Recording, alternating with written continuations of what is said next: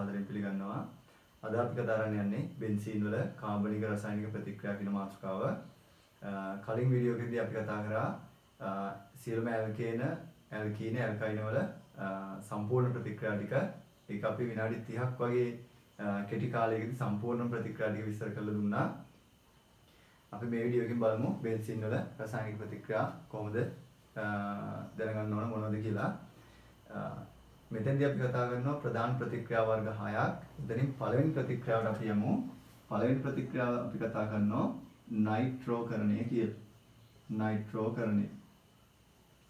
මෙතනදී ඔයාලට පුළුවන් මෙන්න මේ නයිට්‍රෝකරණය කරලා බෙන්සීන් වලට නයිට්‍රෝ කාණ්ඩයක්, ඒ කියන්නේ NO2 කාණ්ඩයක් සම්බන්ධ කරගන්න. එතනදී බලන්න අපි පාවිච්චි කරන්න ඕන ප්‍රතිකාරක විශේෂයෙන්ම තියෙනවා. මේ බෙන්සීන් වලට ඔයා එකතු කරවතින් සාන්ද්‍ර නයිට්‍රික් එක්ක සාන්ද්‍ර සල්ෆියුරික්, සාන්ද්‍ර නයිට්‍රික් එක්ක සාන්ද්‍ර සල්ෆියුරික්, ඒ වගේම ඔයාලට 50 සෙල්සියස් වගේ උෂ්ණත්වයක් පවත්වාගෙන යන්න වෙනවා අනිවාර්යයෙන්ම. එතකොට ඔයාලට පුළුවන් බෙන්සීන් වල තියෙන මෙන්න මේ ඕනම කාබන් පරමාණුවකට ඔයාලට අර NO2 කාණ්ඩය සම්බන්ධ කරගන්න පුළුවන්. මේක තමයි බෙන්සීන් වල පළවෙනි ප්‍රතික්‍රියාව විදිහට අපි කතා කරන්නේ නයිට්‍රෝකරණය කියලා.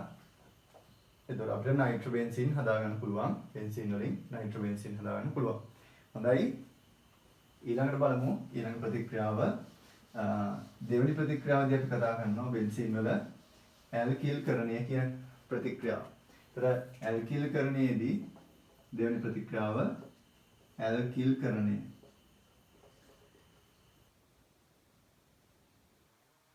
කරණය කියන ප්‍රතික්‍රියාවේදී අපිට පුළුවන් බෙන්සීන් වලට ඇල්කිල් කාණ්ඩයක් සම්බන්ධ කරගන්න. එතකොට මෙතනදී අපි පාවිච්චි කරනවා ඇල්කිල් හේලයිඩ්. ඇල්කිල් හේලයිඩ් භාවිතා කරලා තමයි බෙන්සීන් වලට ඇල්කිල් කාණ්ඩය සම්බන්ධ කරගන්නේ.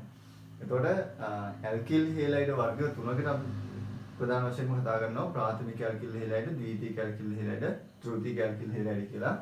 බලමු එක එකක් කොහොමද ප්‍රතික්‍රියා කරන්න කියලා. මම මුලින්ම ගන්නම් ප්‍රාථමික ඇල්කිල් හේලයිඩයක් කොහොමද බෙන්සීන් වලට සම්බන්ධ කරගන්න කියන එකට. මේ කියන වෙලාවෙම ඔයාලට පුළුවන් අනිවාර්යයෙන්ම මතක තියාගන්න පුළුවන් මේ විදියටම පාඩම් කරගන්න. ඔයාලට පුළුවන් මෙන්න මේ වගේ CH3, CH2, Cl කියන ප්‍රාථමික ඇල්කිල් හේලයිඩ් මෙයා නිර්ජලීය ඇලුමිනියම් ක්ලෝරයිඩ් වගේ ලුවිස් අම්ලයක්. ඒ වගේම මේක ලුවිස් අම්ලයක් වගේම උත්ප්‍රේරකයකුත් වෙනවා. ඒතර මේ දෙන්න සම්බන්ධ කරගෙන බෙන්සීන් වලට අපිට අර ඇල්කිල් කාණ්ඩය සම්බන්ධ කරගන්න පුළුවන්. ඒතර බලන්න මෙන්න මෙතනදී මෙයාව අපිට CH2 CH3 විදියට බැඳෙනවා බෙන්සීන් වල කාබන් පරමාණුවකට. ඕනම කාබන් පරමාණුවකට වඩා පුළුවන් මෙන්න මේ ඇල්කිල් කාණ්ඩය සම්බන්ධ කරගන්න. එතෙන්දී විශේෂත්වයේ තියෙන මෙන්න මේ නිර්ජලීය ඇලුමිනියම් ක්ලෝරයිඩ් කෙනෙක් කෙනා උත්ප්‍රේරකයක් එක පැත්තකින් අනිත් පැත්තෙන් ලුවිස් අම්ලයක් වෙනවා. බලමු බෙන්සීන්ට එතකොට ද්විතීයික ඇල්කිල් හේලයිඩයක් කොහොමද සම්බන්ධ කරගන්නේ කියලා. ඒතර බෙන්සීන් වලට ඔයා දාන්න අර වගේම ද්විතීයික ඇල්කිල් හේලයිඩයක් CH3 CH CH3 මෙතන Cl, ඒ වගේම නිර්ජලීය ඇලුමිනියම් ක්ලෝරයිඩ්ම තමයි එතෙන්දී අපිට පාවිච්චි කරන්න වෙන්නේ. එතෙන්දී බලන්න ද්විතීයික ඇල්කිල් කාණ්ඩයක් බැඳිච්ච බෙන්සීන් අපිට ඵලයක් විදිහට ලැබෙනවා. බලන්න CH, මෙතන CH3 ඔය විදිහට ද්විතීයික ඇල්කිල් කාණ්ඩය බැඳලා තියෙන බෙන්සීන් අපිට ඵලයක් විදිහට හදාගන්න පුළුවන්. ඊළඟට තෘතීයික ඇල්කිල් කාණ්ඩයකට ගියොත් ඒත් අපිට ප්‍රශ්නයක් නැහැ. අර විදිහටම අපිට තෘතීයික ඇල්කිල් කාණ්ඩයක් බඳ ගන්නත් පුළුවන්. ඒක කරන්නේත් මේ විදිහට බලන්න CH3 C CH3 CH3 Cl එක පාට අනිවාර්යයෙන්ම නිර්ජලීය ඇලුමිනියම් ක්ලෝරයිඩ් පාවිච්චි කරන්න වෙනවා. එතකොට අර විදිහටම බෙන්සීන්ට තෘතීයික ඇල්කිල් කාණ්ඩය බැඳිලා ඵලයක් අපිට හදා ගන්න පුළුවන්. එතකොට මේක C CH3 CH3 CH3 ඔය විදිහට තෘතීයික ඇල්කිල් කාණ්ඩයක් බැඳලා තියෙන ඇල්කිල් බෙන්සීන් අපිට හදා ගන්න පුළුවන්. හොඳයි. මේක දෙවෙනි ප්‍රතික්‍රියාව විදිහට ඇල්කිල් කරණය කියන එක මතක තියාගන්න. පරිවර්තන වලදී මේවා අපිට ඕන වෙනවා. ඒකයි මම වෙනම මේ ප්‍රාථමික ද්විතීයික ත්‍ෘතීයික ඇල්කිල් කාණ්ඩ කොහොමද බෙන්සීන්ට සම්බන්ධ වෙන්නේ කියන එක කියලා දුන්නේ. හරි.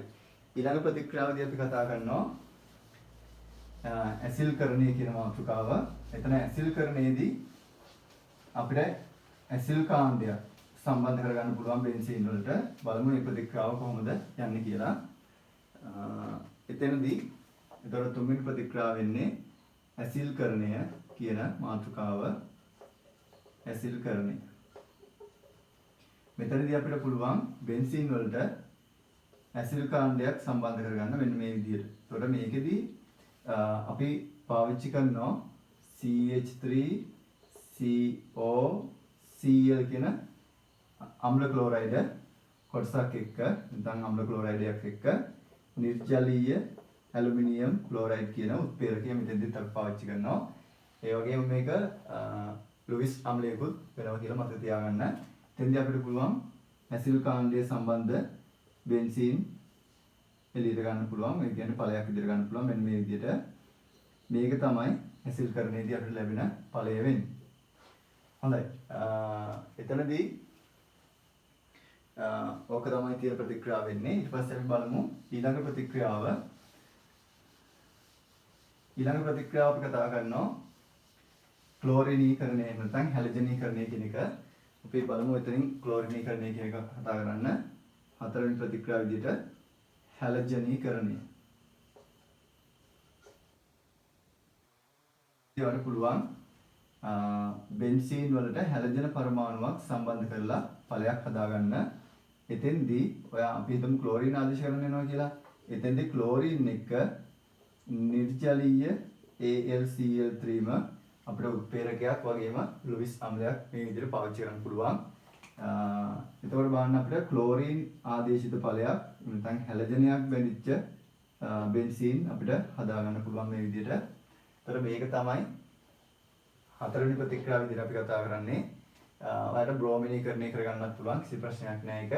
මම එකත් ලියලා පෙන්නන්නම්. ඒතර ඔයාලට බෙන්සීන් වලට බ්‍රෝමීන් ආදේශ කරගන්න ඕන නම් ඔයාලට පුළුවන් Br2 එක නිර්ජලීය AlBr3 වගේ ලුයිස් අම්ලයක් පාවිච්චි කරන්න.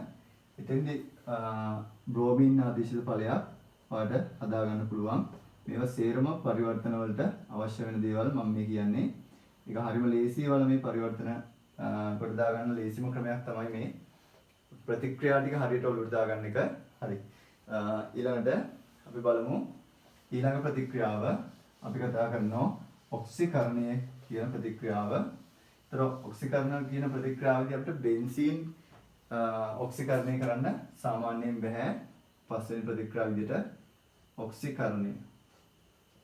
ඒතර මේ ඔක්සිකරණය කියන ප්‍රතික්‍රියාවේදී බෙන්සීන් සාමාන්‍ය තත්ත්වයකදී අපිට ඔක්සිකරණය කරන්න බෑ. එතකොට අපිට ඔක්සිකරණය කරන්න පුළුවන් වෙන්නේ බෙන්සීන්ට ආදේශ වෙලා තියෙන ඇල්කිල් කාණ්ඩයක් කියන කොටස. එතකොට හැබැයි අපිට මෙහෙම දෙයක් කරන්න පුළුවන් බෙන්සීන් ඔක්සිකරණය කරන්න පුළුවන් ටිකක් ප්‍රබල තත්ත්ව පාවිච්චි කරලා. එතකොට හැබැයි බෙන්සීන් වල තියෙන ව්‍යුහය විනාශ වෙලා යනවා. එතකොට අපිට ඵලයක් විදිහට බෙන්සීන් ආදේශිත අදාළ කොටස සම්බන්ධ කරගන්න බැරි වෙනවා. ඒතර විනාශ වෙලා යනවා. ඒතර ඔක්සිකරණය කරගන්න ගියොත් මම කොටස් තුනකට මේක කියලා දෙන්නම් මෙන්න මෙහෙම. ඔයා හිතන්න මේක CH2 CH3 කොටසක් තමයි බෙදලා තියෙන්නේ කියලා. මම මේක ඔක්සිකරණය කරන්න ඔක්සිකාරකයක් දානවා. ඒතර ඒක ආම්ලික KMnO4 කියන ඔක්සිකාරකය තමයි අපි කොමන්ලි නැත්නම් ප්‍රධාන වශයෙන්ම බහුල වශයෙන්ම භාවිත කරන්නේ. ඒතර මේ ඇල්කිල් කාණ්ඩයේ ඔක්සිකරණය වෙනවා. මෙන්න මේ CH2 CH3 කියන කොටස ඔක්සිකරණය වෙලා COOH නැත්නම් කාබොක්සිලික් කාණ්ඩයක් බවට තමයි පරිවර්තනය වෙන්නේ. ඒක හැමදෙස්සෙම එහෙමයි. ඒ විදිහටම මතක තියාගන්න. ඊළඟට පුළුවන් ඔයාලට ඔක්සිකරණය කරන්න ද්විතීයික ඇල්කිල් කාණ්ඩයක්. ඒ කියන්නේ CH3C CH3 කියන කොටසක් ඔයාලට ආයෙත් ඔක්සිකරණය කරන්න පුළුවන්. අර ඔක්සිකාරකයම පාවිච්චි කරලා ආම්ලික KMnO4 කියන ඔක්සිකාරකය පාවිච්චි කරලා. එතෙන්දිත් මොන මතක තියාගන්න ඔයාලට අර ඇල්කිල් කාණ්ඩය කියන්නේ ද්විතීයික ඇල්කිල් කාණ්ඩය ඔක්සිකරණය වෙන්නේ COOH වලටම තමයි. ඒක විශේෂයෙන් මතක තියාගන්න. මේ ප්‍රාථමික ඇල්කිල් කාණ්ඩයක් වුණත් ඔක්සිකරණය වෙලා COOH තමයි හැදෙන්නේ. ආම්ලික KMnO4 වගේ ඔක්සිකාරකයක් පාවිච්චි කරොත්. ඒතර මෙතෙන්දිත් ද්විතීයික ඇල්කිල් කාණ්ඩයක් ආම්ලික KMnO4 හමුවේදී ඔක්සිකරණය වෙලා හැදෙන්නේ කාබොක්සිලික් කාණ්ඩයක් තමයි. ඊළඟට බලමු ත්‍ෘතීයික ඇල්කිල් කාණ්ඩයක් තියෙන බෙන්සීන්ට මොකද වෙන්නේ කියලා. මෙතෙන්දි බලන්න ත්‍ෘතීයික ඇල්කිල් කාණ්ඩයක් නම් ඒ කාබන්ට ඇල්කිල් කාණ්ඩ තුනක් මේ විදිහට බැඳලා තියෙනවා මෙහෙම. ඒතර මෙයාට ඔයා දැම්මොතින් අර ඔක්සිකාරකය කියන්නේ ආම්ලික KMnO4 කියන ඔක්සිකාරකය දැම්මොතින් කිසි වැඩක් වෙන්නේ නැහැ. ඒක අපිට ඔක්සිකරණය කරන්න බෑ. මේක විශේෂයෙන් මතක තියාගන්න ප්‍රතික්‍රියාවලදී අපිට ඕනතරම් බහුවර්ණ ප්‍රශ්නවලදී පවා දීලා තියෙනවා. ඒතර මේ තමයි පස්වෙනි ප්‍රතික්‍රියාව අපිට අහු වෙන්නේ ඔක්සිකරණය කියන ප්‍රතික්‍රියාව. අවසානයේදී අපි කතා කරනවා හයිඩ්‍රජනීකරණය කියන ප්‍රතික්‍රියාව. සාමාන්‍යයෙන් බෙන්සීන් අපිට අර ඇල්කීන ඇල්කයින වගේ හයිඩ්‍රජනීකරණය කරගන්න බැරි වෙනවා. එහෙනම් අපි සාමාන්‍ය තත්ත්වයකදී මේ බෙන්සීන් හයිඩ්‍රජනීකරණය කරගන්න බැරි නම් කොහොමද හයිඩ්‍රජනීකරණය කරගන්නේ? අපි සාමාන්‍යයෙන් හයිඩ්‍රජනීකරණයට යොදාගන්නේ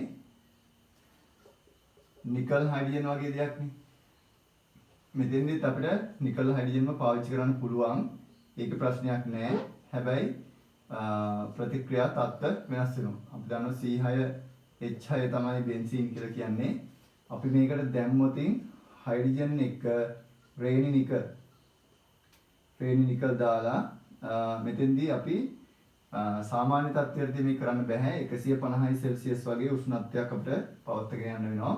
එතකොට මේක අර බෙන්සීන් ඇස්ටි තියෙන 5 ඉලෙක්ට්‍රෝන සේරම ප්‍රතික්‍රියා කළා නිකම්ම අර බෙන්සීන් වල තියෙන විස්ථානගත 5 ඉලෙක්ට්‍රෝන වල ආව නැතුව C6H12 කියන සයික්ලෝහෙක්සේන් ව්‍යුහය හැදෙනවා. මේක තමයි බෙන්සීන් වල හයිඩ්‍රජනීකරණය ප්‍රතික්‍රියාව වෙන්නේ. හොඳයි. අද අපි විස්තර කරා බෙන්සීන් වල සියලුම කාබනික රසායනික ප්‍රතික්‍රියා. ඒ වගේම ඔයාලට පුළුවන් අපේ YouTube channel එකත් එක්ක හැමදාම රැඳිලා ඉන්න. මේ වගේ වැදගත් අධ්‍යාපනික වීඩියෝ ඔයාලට බලන්න පුළුවන්. ඒ වගේම අපේ YouTube channel එක subscribe කරන්න. යාළුවන්ටත් බලන්න මේ වීඩියෝ share කරන්න. හැම දෙයකින්ම ඔයාලගේ knowledge එක වැඩි කරගෙන හොඳ result එකකට යන්න මේ හැම දෙයක්ම support එකක් කරගන්න කියලා